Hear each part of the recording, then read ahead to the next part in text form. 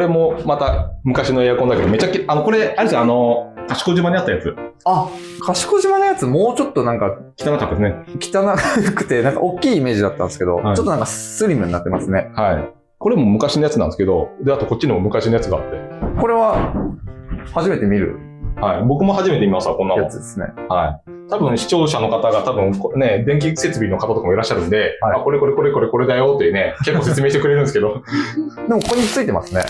エアコン多分、これは使ってなくて、多分エアコンこっちで使ってないでしょうね。もうついてるだけみたいな感じだったこっちのエアコンの状態もいいので残していただきました。2019年製でまだ使えるんで。あ、全然新しいですね、じゃあ。はい。へー